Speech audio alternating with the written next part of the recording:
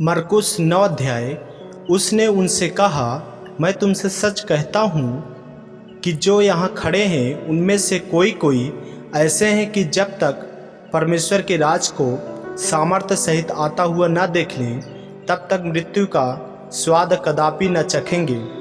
यीशु का रूपांतरण। 6 दिन के बाद यीशु ने पतरस और याकूब और यूहन्ना को साथ लिया और एकांत में किसी ऊंचे पहाड़ पर ले गया। वहाँ उनके सामने उसका रूप बदल गया और उसका वस्त्र ऐसा चमकने लगा और यहाँ तक उज्ज्वल हुआ कि पृथ्वी पर कोई धोबी भी वैसा उज्ज्वल नहीं कर सकता।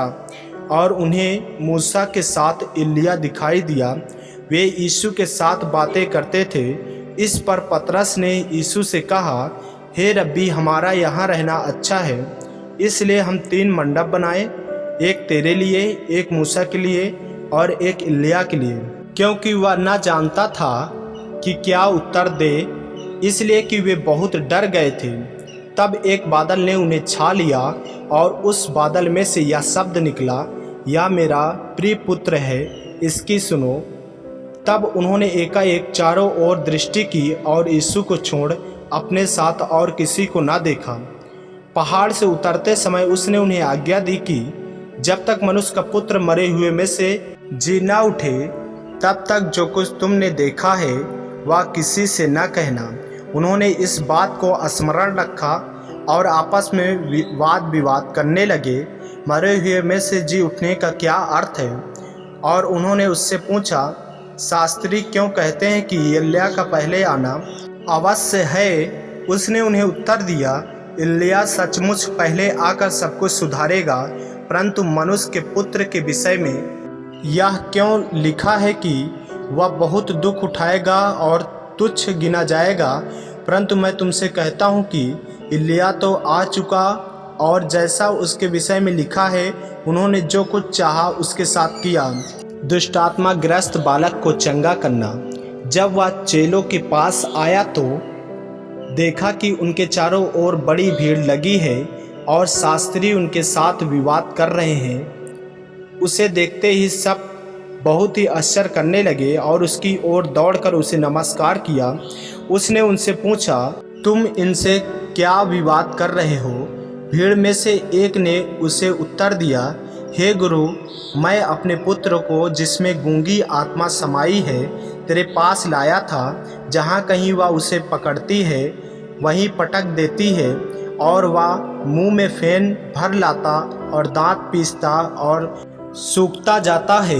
मैंने तेरे चेलों से कहा कि वे उसे निकाल दे, परंतु वे निकाल ना सके। यह सुनकर उसने उनसे उत्तर दे के कहा, हे अविश्वासी लोगों, मैं कब तक तुम्हारे साथ रहूँगा और कब तक तुम्हारी सहूँगा? उसे मेरे पास लाओ। तब वे उसे उसके पास लाए और जब उसने उसे देखा तो उस आत्मा ने तुरंत उसे मरोड़ा और वह भूमि पर गिरा और मुंह से फेन बहाते हुए लौटने लगा। उसने उसके पिता से पूछा, इसकी यह दशा कब से है? उसने कहा, बचपन से।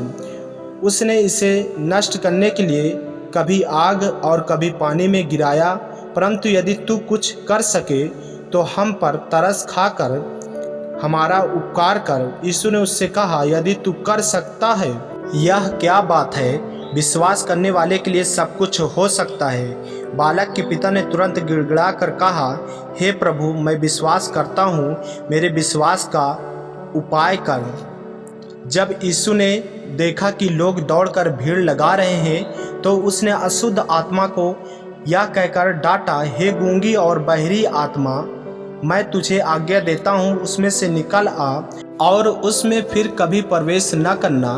तब वह चिल्लाकर और उसे बहुत मरोड़कर निकल आई और बालक मरा सा हो गया। यहाँ तक कि बहुत लोग कहने लगे कि वह मर गया, परंतु यीशु ने उसका हाथ पकड़ के उसे उठाया और वह खड़ा हो गया। जब वह घर में आया तो उसके चेलों ने एकांत में उससे पूछा, हम उसे क्यों न निकाल सके? उसने उनसे कहा, यह जाति बिना प्रार्थना किसी और उपाय से नहीं निकल सकती। अपनी मृत्यु के विषय यीशु की पुनः भविष्यवाणी। फिर वे वहाँ से चले और गलील में होकर जा रहे थे। वह नहीं चाहता था कि कोई जाने, क्योंकि वह अपने चेलों को उपदेश देता और उनसे कहता था, मनुष्य का पुत्र मनुष्यों के हाथ में पकड़वाया जाएगा और वे उसे मार डालेंगे और वह मरने के 3 दिन बाद जी उठेगा। पर यह बात उनकी समझ में नहीं आई और वे उससे पूछने से डरते थे, सबसे बड़ा कौन? फिर वे कफरनहूम में आए और घर में आकर उसने उनसे पूछा, रास्ते में तुम किस बात पर विवाद कर रहे थे? वे चुप रहे, क्योंकि मार्ग में उन्होंने आपस में यह वाद विवाद किया था कि हम में से बड़ा कौन है। तब उसने बैठकर बरहों को बुलाया और उनसे कहा, यदि कोई बड़ा होना चाहे तो सबसे छोटा और सबका सेवक बने।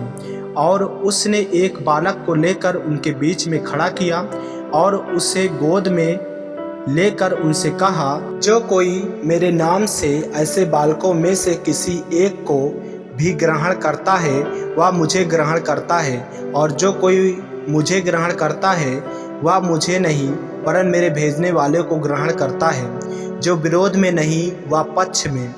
तब यूहन्ना ने उससे कहा, हे गुरु, हमने एक मनुष्य को तेरे नाम से दुष्ट आत्माओं को निकालते देखा और हम उसे मना करने लगे, क्योंकि वह हमारे पीछे नहीं हो लेता था। यीशु ने कहा, उसको मत मना करो, क्योंकि ऐसा कोई नहीं जो मेरे नाम से सामर्थ्य का काम करे और जल्द से मुझे बुरा कह सके, क्योंकि जो हमारे विरोध में नहीं वह हमारी ओर है। जो कोई एक कटोरा पानी तुम्हें इसलिए पिलाए कि तुम मसीह के हो, तो मैं तुमसे सच कहता हूँ कि वह अपना प्रतिफल किसी रीति से न खोएगा। ठोकर का कारण बनना। जो कोई इन छोटों में से जो मुझ पर विश्वास करते हैं किसी को ठोकर खिलाए, तो उसके लिए भला यह है कि एक बड़ी चक्की का पाट उसके गले में लटकाया जाए और वह समुद्र में डाल दिया जाए। यदि तेरा हाथ तुझे ठोकर खिलाए तो उसे काट डाल।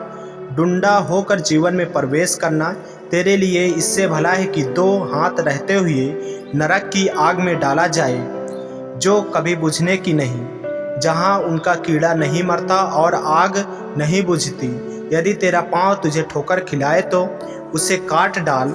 लंगड़ा होकर जीवन में प्रवेश करना तेरे लिए इससे भला है कि 2 पाँव रहते हुए नरक में डाला जाए, जहाँ उनका कीड़ा नहीं मरता और आग नहीं बुझती।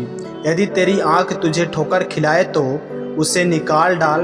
काना होकर परमेश्वर के राज में प्रवेश करना तेरे लिए इससे भला है कि 2 आँख रहते हुए तू नरक में डाला जाए, जहाँ उनका कीड़ा नहीं मरता और आग नहीं बुझती, क्योंकि हर एक जन आग से नमकीन किया जाएगा।